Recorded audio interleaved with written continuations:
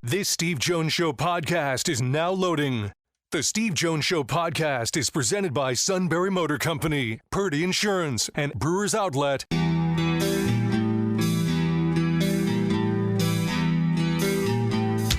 Bringing you an in-depth look at Penn State sports and more. This is the Steve Jones Show on News Radio 1070 WKOK. The Steve Jones Show is presented by Sunbury Motor Company, Purdy Insurance, and Brewers Outlet. Now from the Sunbury Motors Studio, here's Steve Jones. And the opening half hour brought to you by Purdy Insurance, Market Street in Sunbury. Go to purdyinsurance.com. Auto, home, light, business, boat, motorcycle, RV, Medicare products. Believe me, Steve Engel guided me through that process. They'll do everything they can to save you money as well. All at Purdy Insurance, Market Street in Sunbury. Go to purdyinsurance.com. July 1. It is official. Schools can pay athletes.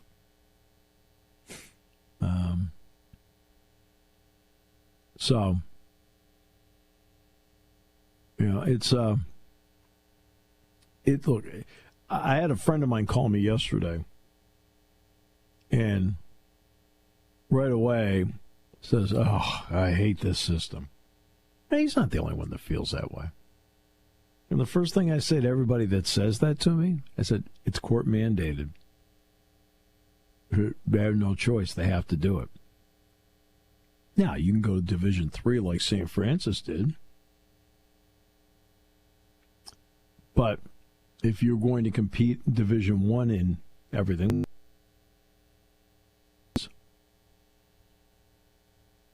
there's payment. And not only that, but everybody knows people, certain individuals out there, like to push the envelope as to how far they can push the rules. And one of the first things that you're going to have to ask a question is, are they paying $20.5 million? Or are they figuring out ways to funnel more? Always an interesting question, but a fair question. Any NIL deal over $600 has to get approval. What if you put together $100, $500 deals? It's $50,000. I mean, there's just a lot of elements to this. And the first one that gets turned down on an NIL deal is going to be the first one to sue over it. You know you're going to get Title IX lawsuits. And I mean, we'll see how this all goes,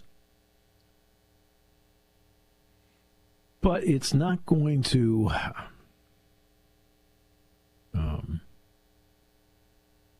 I don't feel like we're on the verge of having anything solved until we do get collective bargaining. It's just, I mean, that's just common sense. That's just the way the business world operates. You need to have collective bargaining. I also think that it's important that the one area I don't really want Congress involved too much in this, but the one area where they can help is some sort of limited antitrust exemption. I do wonder, you know, they don't want to make them employees, obviously, but I do wonder if part of this is also admitting people have to admit that this is a business now and not just amateur sport. Well, when they are talking about government involvement, part of what they're talking about, to be honest with you, is making sure they're not employees. That's from the government's point of view. Like, okay, interesting. Again, I think part of that is just some sort of Pollyanna-ish view of what college sports was and not what it currently is and what it has been for 25 years. Yeah. I'm just telling you what they want to do. I don't know. So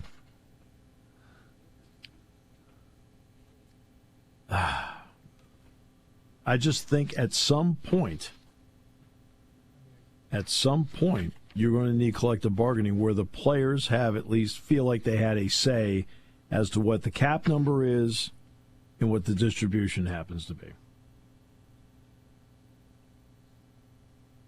I just think eventually you have to get to that point.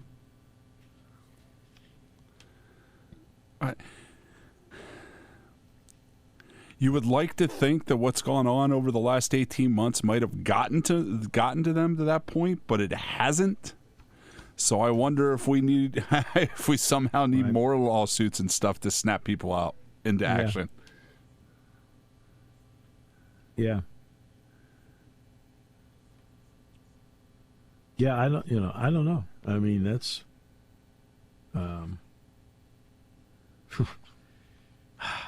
I just think that's the only way to get some level of structure around this, where the athletic department has structure, the players have structure, the fans have structure.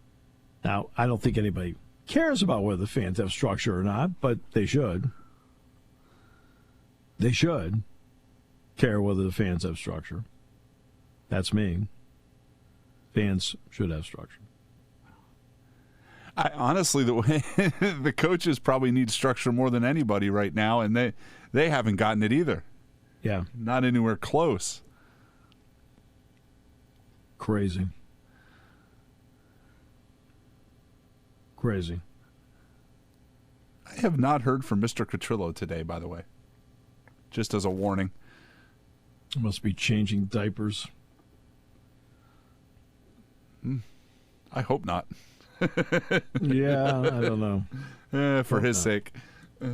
The Bucks released Damian Lillard today.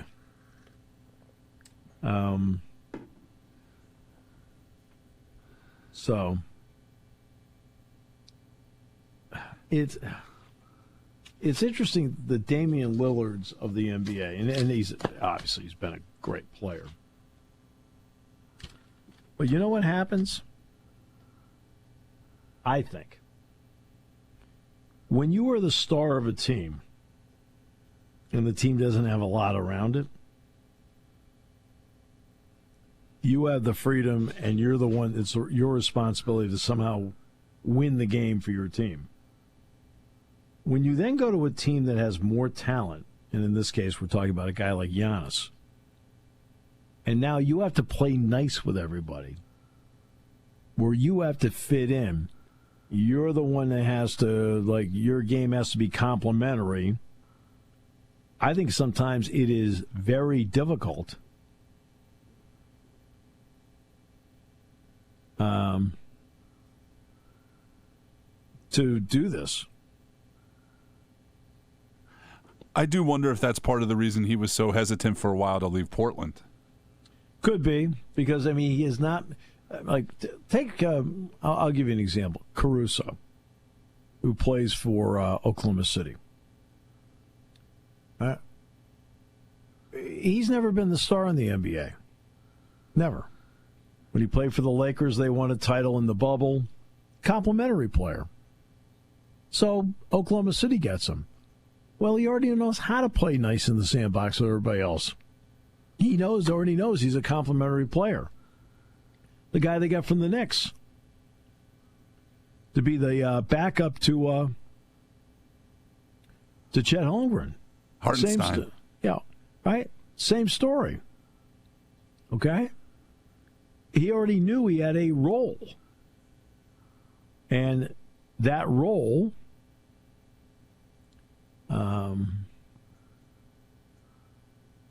he understood going in what his role was going to be. So he fit in. Sometimes when you acquire a star, it's difficult for them to fit in because they've been the star. And Lillard's coming off an Achilles, so I mean this is going to be a long road back for him.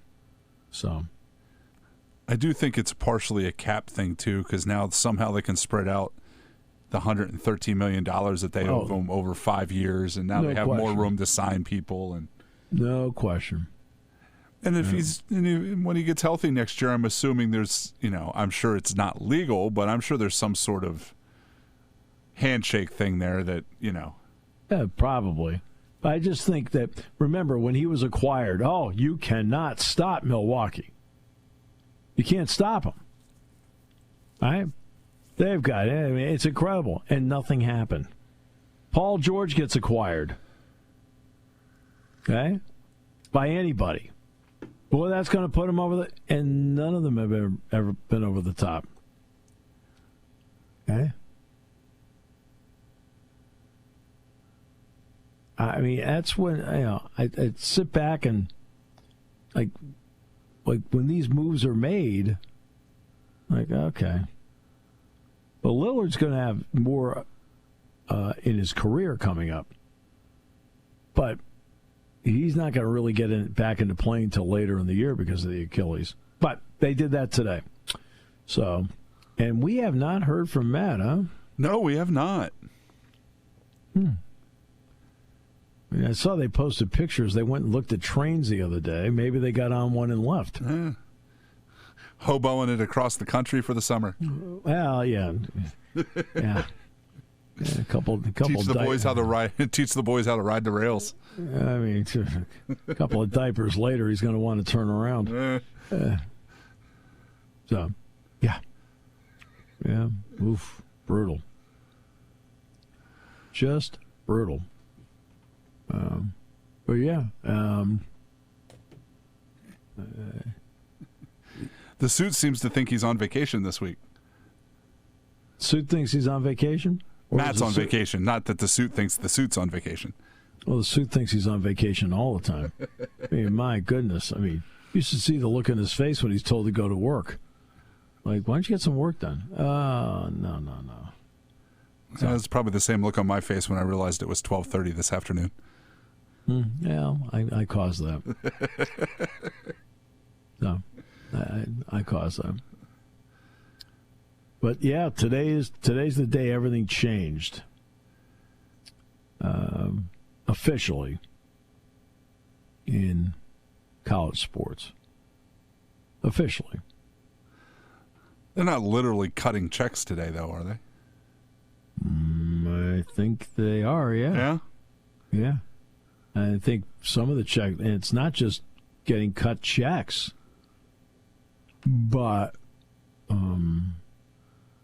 I also think that I don't think people realize there's certain players that are older that are still here that are getting back pay. Is that official today too? Yeah, whether you're getting the check today or not, I don't know. Yeah. Oh. That part I don't know. I don't know what, because that's more that's an NCAA thing. Yeah, that's not true. The school's not doing that. The NCAA is doing that. So maybe there's a line in Indianapolis we don't know about. Oh, it's probably from there to all the way down to Evansville. Waiting for their checks. But yeah, and I think those checks are like, I don't know, $13,000. I mean, it doesn't sound like a lot, but you start adding up all the football and basketball players over the years, they would be owed money. I mean, for example, let's take Johnny Harra. John Harra would get 4 years' worth. Now, whether it's how it's spread out, is it spread out in a lump sum? Is it done in a lump sum? Is it spread out over 10 years? I don't know. I don't know how it's. I never really checked to see how that was going to be done. In part because, to be honest with you, I since I wasn't receiving it, I didn't really look into it. To be honest with you, yeah. So, That's just me.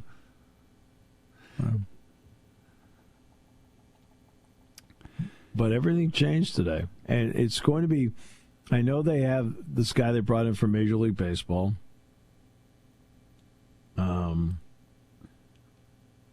And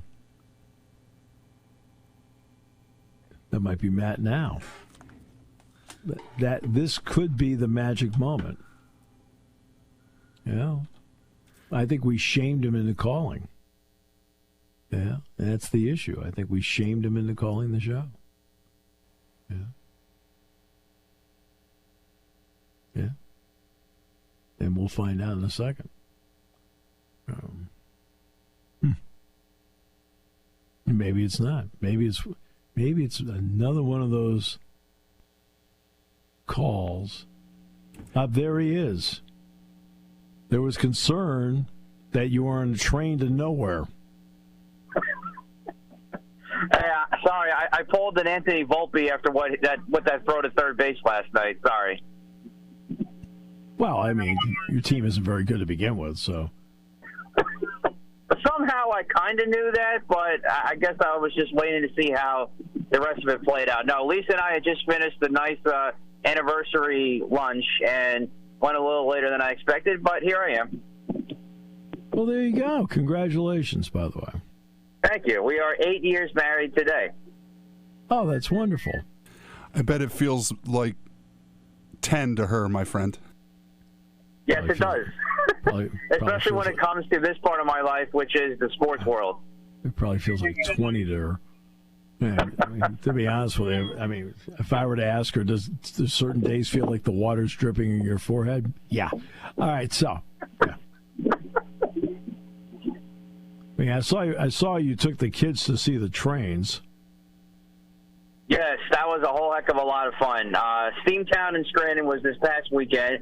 But then we also went to Strasburg last week to see Thomas, both places which were near and dear to my heart as a kid growing up. So that was a lot of fun. Yeah, I mean, one of your kids, I think it was your older one, Luke, had a Mario hat on. It looked like it, but it was actually a train conductor hat. But it kind of did look like a Mario hat. I mean, and the other two didn't look happy at all. So it's, I mean, just like, I can't believe we got dragged here. I could have been home. Well, the only thing was both days were a little warm. And it was a little warm in the train cars because, of course, there's no air conditioning in these cars. So, but whatever. If that was the only issue, then that's fine with me. Yeah, that's great. So, what is the primary complaint today? I kind of want to start with all of these issues. Well, actually, there's a couple things, but I guess the main thing would be, it's not that it's not good for the city of Philadelphia to have a WNBA team come to the city. I think it's great. I would love to see Dawn Staley be the first head coach, but I think she's perfectly fine where she is in South Carolina right now. But the problem is the owner. Who's the owner? Josh Harris, which now adds to the bazillion list of teams that he has under his ownership right now. So this is either going to go one of two ways. It's either, if you can't get your NBA team right, what makes you think that you can get a WNBA team right? Or we'll just go by the pattern of the way this has been. It'll be just as successful as the other teams except the Sixers, and maybe they'll win a championship before the Sixers. But either way, I'm fine with WNBA coming to Philly. I'm not happy about the owner because it just adds to the list of his 7,800 teams he owns right now. I think you're just mad that he owns 7,800 more teams than you do. No, because I would only own one. That's just the way I roll.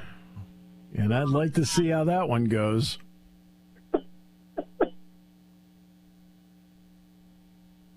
If you owned a team, who would be the first person you would hire? Oh, now are we talking coach or are we talking front office? Who's the first person you would hire? Oh, just in general. Okay. Yeah. That is a really, really good question. That's why I asked it.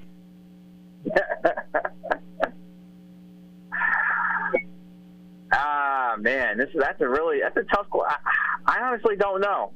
There's a lot of good people I would think of. I guess it just kind of depends on what the scope is at the time. I see. All right. Yeah, I'd have to really do some serious thinking about that. I can't really say I have someone really at the top of my head because I have a lot of people that I actually do like. I just have to really think it over as to what kind of strategy I want to lean toward. Brian Cashman. Yeah, that'd be a good one. That I believe would be a definite no. I can definitely tell you that. How about George Costanza? That is also a definite no. Come on, they're doing a George Costanza bobblehead. If we want to do that for a giveaway night, that's fine. Him sleeping but in terms of actually running the team in any way, shape, or form, no. Sorry. He's sleeping. The bobblehead is him sleeping under the desk. That's fine. That's fine for a giveaway, but not to run a team. I also think it's emblematic of how your team is actually run.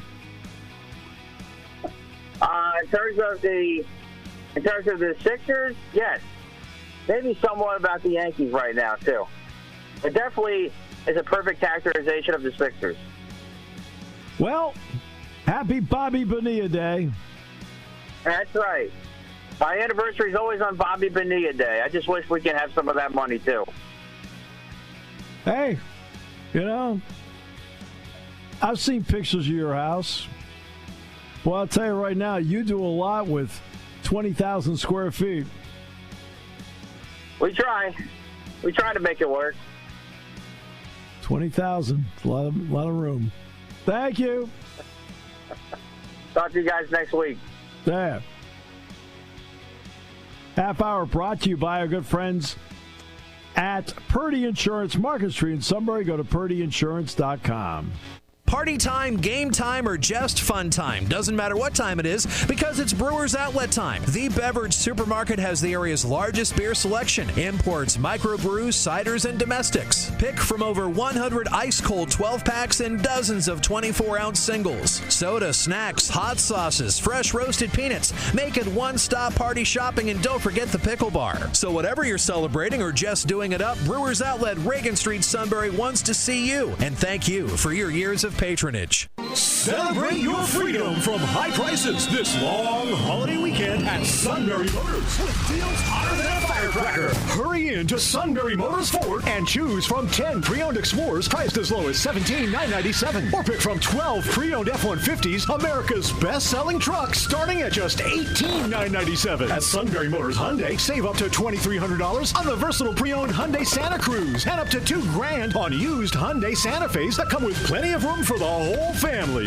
And at Sunbury Motors Kia, save up to $2,600 on the used, sleek, and comfortable Kia Sorentos, and up to $2,000 on a pre-owned, affordable, and smooth-riding Kia Telluride. And that's just a small example. Celebrate your freedom from high prices at Sunbury Motors Ford and Sunbury Motors Hyundai in the North 4th Street Auto Plaza, Sunbury, and a Sunbury Motors Kia on the Strip in Hummel's Wharf. SMC will be closed on Friday, July 4th to honor America and for their employees to enjoy the holiday.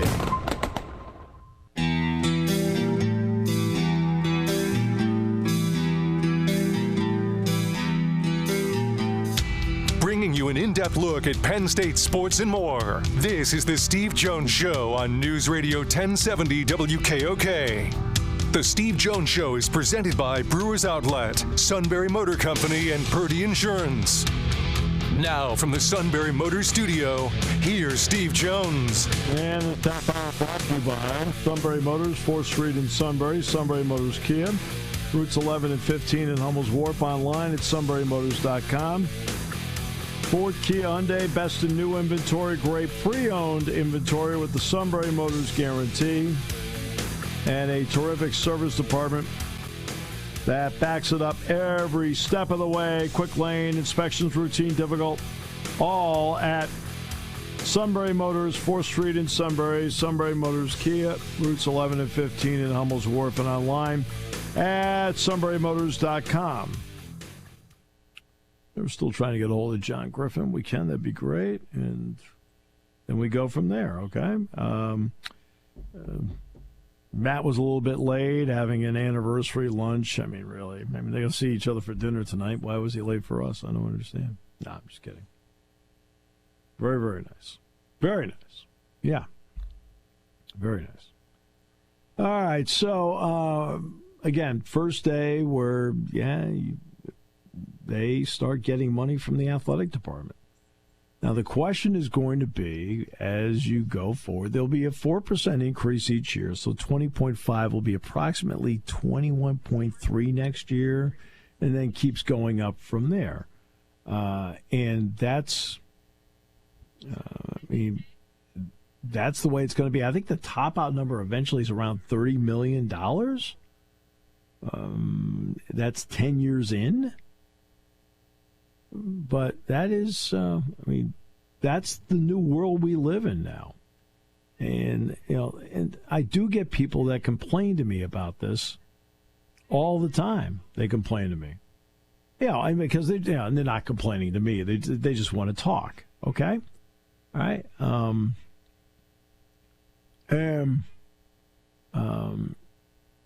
And that's, I get it. People have been used to how it's being done. But there are certain things that I think that they should be doing right now. That no matter what, if you're an athlete, not only do you have to take classes, which you should be, of course, because you have to keep yourself eligible, but look, work your way toward a degree. 90%, 7% of you, 98% of you are not going pros. All right? Just aren't. All right? And that's a fact.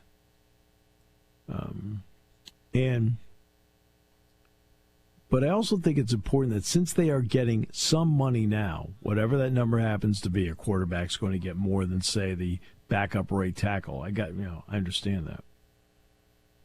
But they all should, my recommendation would be, all should have some financial literacy training. They should understand potential investment training. They should understand 1099 tax training. They should understand communications, because they're going to have to be able to get out there and communicate with the media and others, including people that want to bring them in and want them to be their spokesperson. Well, guess what? When you sit there and they want you to be your spokesperson, you have to have the ability to communicate and do it well, do it properly, and understand what you're selling at the time. And they also need to have training on branding. I think that's important. If you want to have your own Instagram account, if you want to take your Instagram account and maybe do a 5, 10 minute, 15 minute podcast or something, you should understand branding, because something I tell young people all the time, when you are doing something such as a show like this or a game or just sitting on a panel, whatever it happens to be, just be you. Always remember, the best you is you. You don't have to impersonate anybody else. Just be the best you. Now, stylistically, you may pick up things from other people with some style that you might be able to incorporate in what you're doing, because it enhances who you are. It fits your personality, but you see how a pro does it, and you say to yourself, you know what, that probably would fit and help me.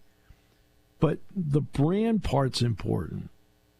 The smart use of social media. The part about financial literacy, potential investing, how to handle taxes. All of these elements are things that I think are very important that athletes today have to now consider as part of their academic regimen. Because if they don't do that, then there's going to be trouble. You don't want to be the guys where people are sitting there and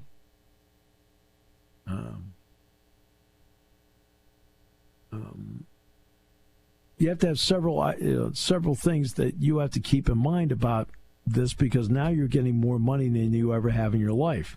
There's some that were already getting a lot of money to begin with through collectives, but there's some that you were getting very little before. Very little before. Well, now they're getting a lot. And because they're getting more, that brings with it more fiscal responsibility with it. So, I mean, those are just some of my thoughts on that. As to what they need moving forward.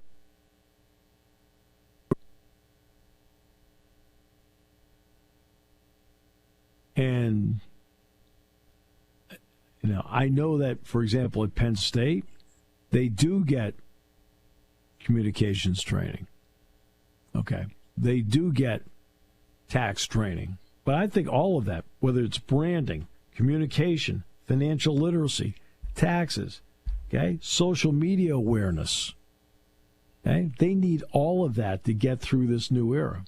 John Griffin now joins us, the head basketball coach, Bucknell. John, how are you? It's always a pleasure anytime. Thanks for joining us.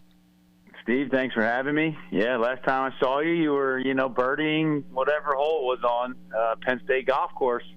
Hope your golf game's still strong. Right about now, I'm like a 9.6. Oh. Something like that. Very, very strong. Not bad. Very strong. Yeah, I mean, not That's bad. Impressive. Not bad. I mean, I make enough mistakes to make sure it stays up there. Yeah. So I've heard that's the way to go. I've heard that's the way to go. Yeah. Hey, look, I'm not a coach, so I have a little more time to play golf compared to a coach.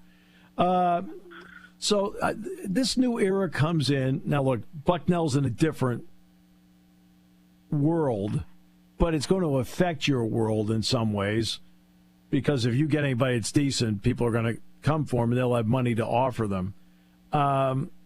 When you've talked to your people in the athletic department, how's your general approach to this new world that started officially today?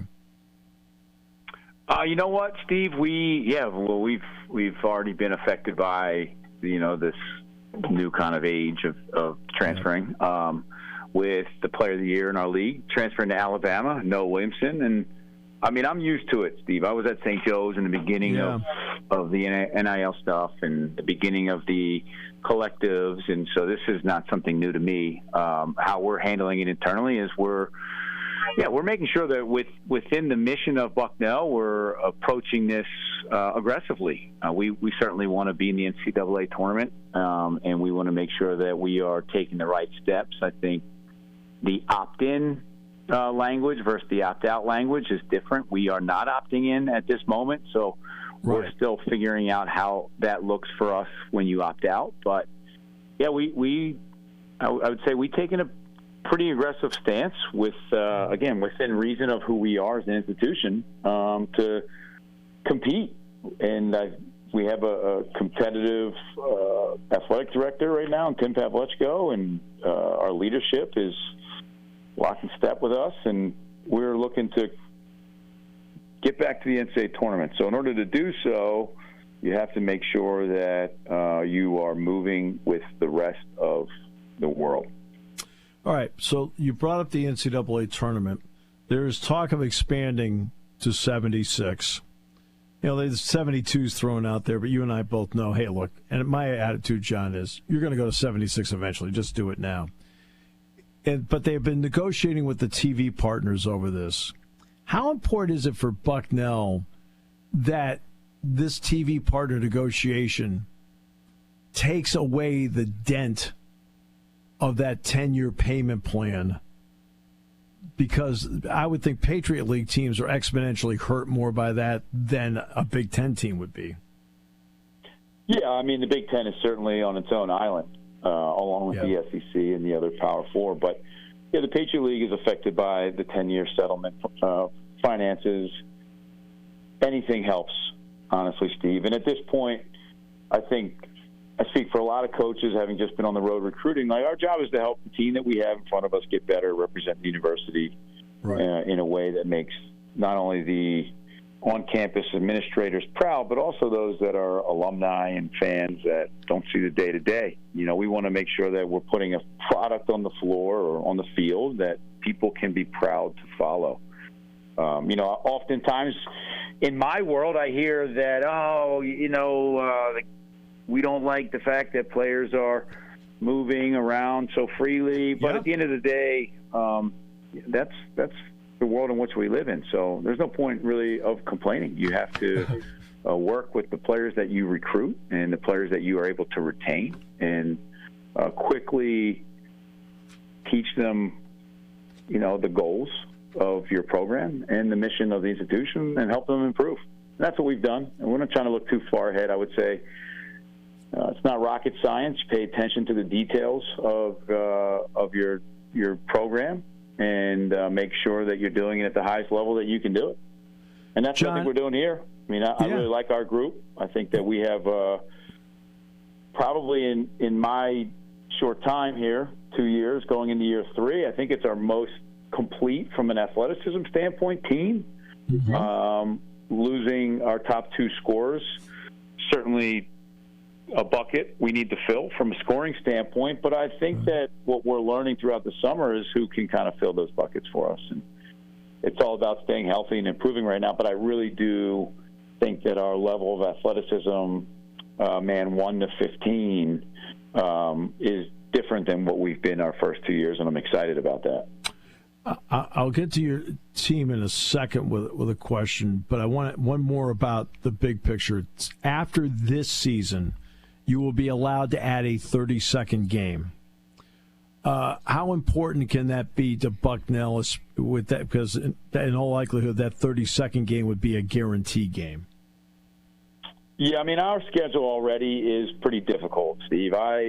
From a philosophy standpoint in the non-conference, I really try to put our players in the toughest positions possible as early as we can in the calendar year so that they learn how to win. Last season's a great example of that. At one point, due to injuries, we lost 8 non-conference games in a row, and then we finished first in the Patriot League because we learned how to win.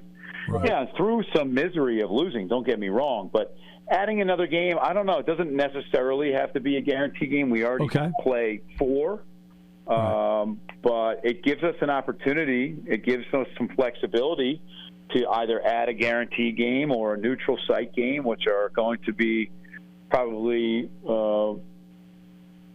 more part of scheduling with the way that this multi-event situation will unfold. And the Power Four has their own scheduling philosophy. There's a lot of moving parts, but I'm excited about adding the game because I think it gives us a little bit more flexibility to be creative. And with 31 games, 32, it's one extra game. Yeah. But for us, it might allow us to go to play in L.A., a USC, a UCLA, because it gives us the flexibility of adding on one more time. And that's significant for us. So I'm excited about it. I think that our players are also excited about it. We certainly, I know the hot topic right now in the NBA is they don't practice enough. Well, college basketball, we make up for the lack of practice. Yes, you do. Yes, you do. Well, we practice forever. I know. No offense, there are certain days I wonder if it's too much, but that's just me. You and I both. John, who steps up, what individuals, plural, step up for you in the leadership role for you and that you're seeing right now? Yeah, there's a few players, but Achille Spadone, who transferred from Davidson and I thought finished the year really strong and really has a great approach to leadership, has been just a great voice thus far in the locker room. And he's worked on his game from an individual standpoint to be more of a scoring threat earlier than he was last year, which we desperately need and will need. And then Rue Biziak, he's coming back. He's a 4-year senior. He really has a capability of making threes at a really high level. That combination of of shot making and his height allows him to get shots off at a pretty unique way. It's hard to block him. You're only going to be able to contest his shots. And then Jaden Williams, who was our backup point guard last year, will really come into being a floor general for us and create offense. We've added a couple players in the transfer portal with Gerger Bierchik, who's from Toledo. He's a Croatian, 6'10", super physical, but very skilled. And at Toledo, they have a great program. So he's already coming in with a strong understanding of how to win and how to impact the game. And then we have a transfer from Fordham that redshirted last year but had a really strong senior year in his prep school. And we're excited about what he brings to the table. He's about 6'5". And, we have this, like I said, combination. We have two guards that would be widely considered undersized by many, but they're quick, they're physical, they'll defend 94 feet and be very disruptive. So I'm kind of excited about this combination that we've put together in our locker room. And right now, one of our assistants is in Europe right now, and we have a player that's playing on the German U19 national team, and we're excited about what he brings to the table as well. So we're still utilizing, Williamson, who departed and goes to Alabama, was Latvian. We're really tapping into our European network, and we've had a long-standing history of having some really talented European big men, and we're going to continue that tradition. Yeah, one note on that, John. How important is it for people to understand when you're recruiting European players that when they're playing, it's not the AAU circuit, they're playing against men, and how much does it help that they are playing against men? Yeah, it certainly helps. It helps from a pace of play, decision-making standpoint. Yes. When you play with adults, you have to make really quick decisions because of the maturity gap. Their adults have seen more basketball and have a much higher level of understanding of how to be efficient and effective in a half-court setting specifically, but also in transition. So I would say the only shift and I would say the adaptation, more or less, for European players is the American athleticism. Yes. That's the only difference, that once the international students kind of get their feet under them, feel comfortable away from home, and they kind of get a little bit more of a flow and understanding, like the athleticism in America, and you see it. You saw it in the U.S. national team winning the gold, and you're seeing it right now. There's U18, U19, U20, U16, all these national teams are playing this summer. The American athleticism is overpowering at times. Yeah. And so that's a hurdle that most international players have to get through and get by and figure that out. And once they do, you saw the NBA draft, you had a number of Europeans. Yeah.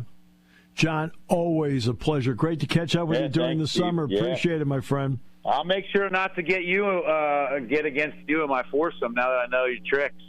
Oh, yeah. No, I got all sorts of tricks. Oh, yeah. You should see the hand wedge out of the bunker. Great stuff. Thanks, John. All right, Steve. The great John Griffin, the head basketball coach at Bucknell. We'll come back with more in a moment. Brought to you by Sunbury Motors, 4th Street in Sunbury. Sunbury Motors Kia, routes 11 and 15 in Hummels Wharf, and online at sunburymotors.com and News Radio 1070 WKOK. Hi, this is Season. For over 100 years, the Purdy Insurance Agency has been protecting families and businesses of the greater Susquehanna Valley and beyond. With the experience of our trained and knowledgeable staff, you can rest assured that your needs will be evaluated and met by some of the industry's best representatives. No matter what your insurance needs are, call Purdy Insurance today at 570-286-5855. Visit our website at purdyinsurance.com or check us out on Facebook to see what we can do for you.